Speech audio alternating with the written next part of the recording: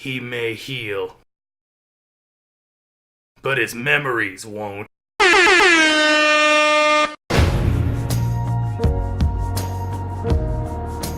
We got ourselves an X-Men fan. Maybe a quarter of it happened, and not like this. So we just came back from watching Annie. We came back from watching Logan just now. The sun will come up tomorrow, unless you get stabbed in the eyes. Yeah, I guess. And The everywhere. genitals and everything. Man, what a violent Wolverine movie. Yeah. Oh. Alright, so we just came back from watching Logan. Probably one of the best, in my opinion, comic book movies. I'm going to go as far as to say that it's replaced The Dark Knight as my favorite comic book movie of all time. Gasp. That is a bold claim. I don't know that I liked it as much as you, I guess. I liked it a lot. Yeah. But it wasn't my favorite, I don't think, even X-Men movie. I liked I think Days of Future Past and First Class still are kind of tied in there for me. I mean, It's a depressing fucking movie. Yeah. This is not the Avengers. This is not. No, God, no, not at all. And it's better for it. This was a superhero movie. It was about mutants. It had the same subject matter, but this was just so much more.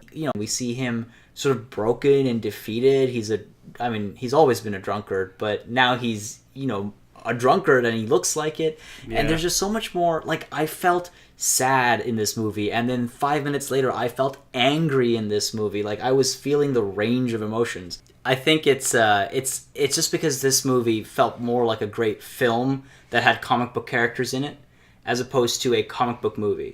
This is a really great movie about loss and depression and moving on and letting go that happens to star superheroes. Exactly. Perfectly put. Yeah. By far the strongest aspect is the relationships that all the characters have. Mm-hmm. Particularly, I think, the relationship that Logan and Charles had. Oh my god. It's so believable. Yeah. You can tell that they care about each other, and yet they both just intensely resent each other as well. I can see these relationships being real. Logan. I don't want to talk about it. Logan. Just stop.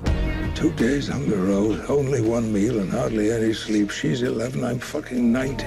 The plot is very straightforward. It's a road trip movie. With less happy music. Yeah. It sort of takes place in this future.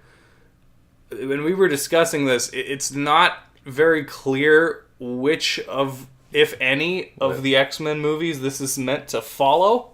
It's a road trip movie. It's basically it's an extended escort mission. Logan and Wolverine and Professor X are escorting this young girl to a place that she needs to get to, and there's a group chasing them, and that's the movie. That is the plot. But what makes the movie really great is the character interactions and development between Logan and Charles, and even the little girl. Oh, the little girl was great. Was great. Yeah, she was absolutely great. I think they must have purposefully cast her because she does so much resemble Hugh Jackman.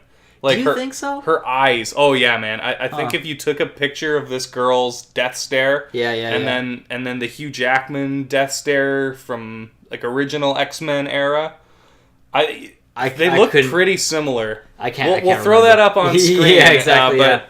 Yeah. I can't make that connection. But okay. Well, that's the thing. It felt like a film about actual people, and the superpowers or whatever were just accessory to the story. Some could see this as a bad thing, but you could replace the superheroes with any other characters, and the relationships are still strong. The characters have always been cool because they're the X-Men. They're always cool, but this time the characters were interesting. I feel like there's still that stigma around superhero movies. I still have conversations with people who are just like, oh, it's a superhero movie.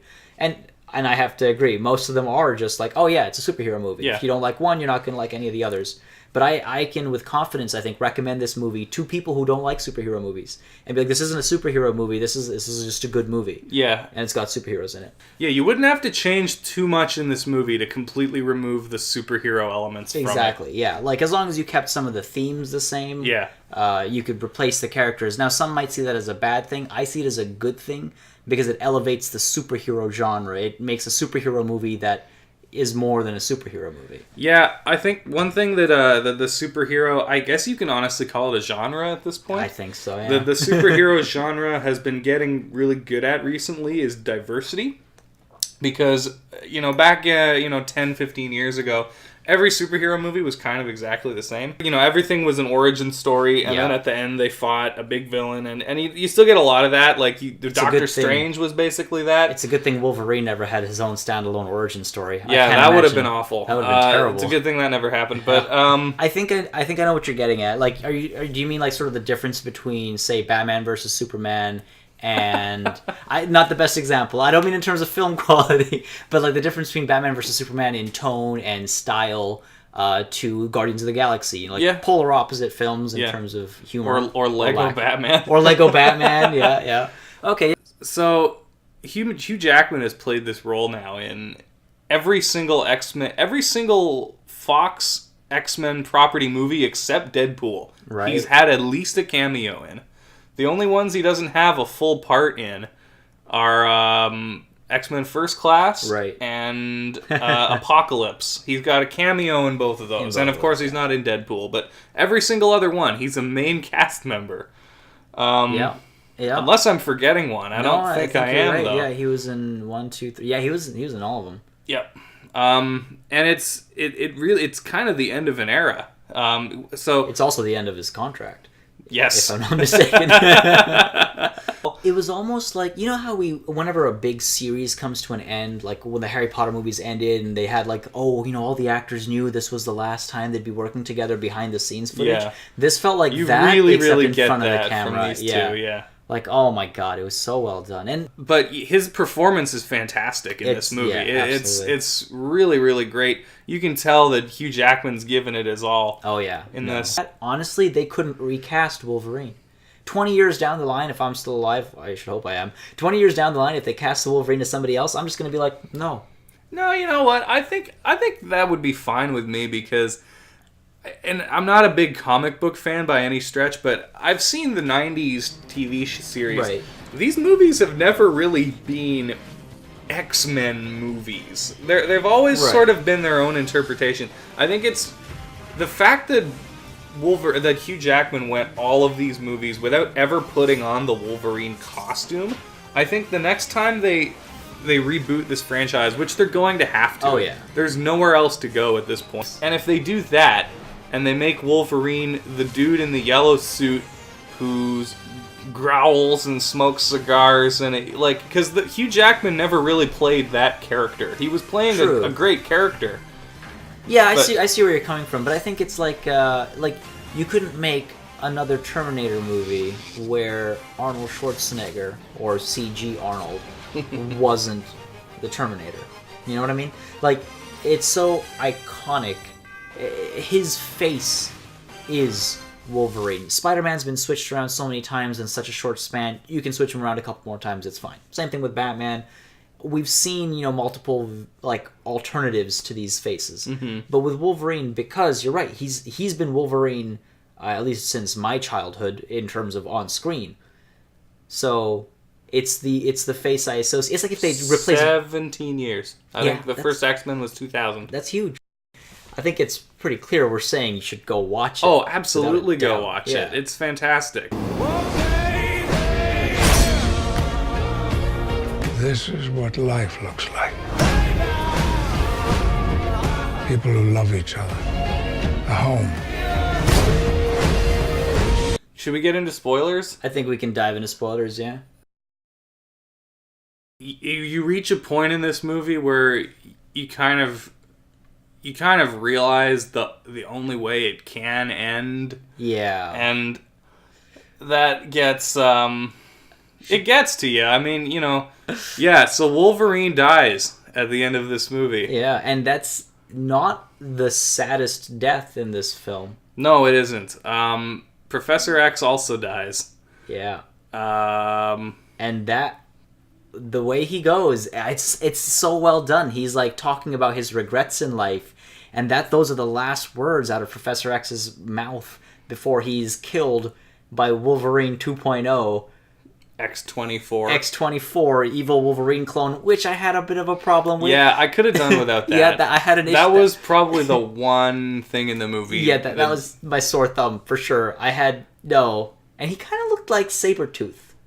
Yeah, a little bit. Yeah, so I was wondering if it was... I don't think that was intentional, but It should have just brought Sabretooth back. It could have been. They could have done anything, but they went with Nega Wolverine, which is so stupid.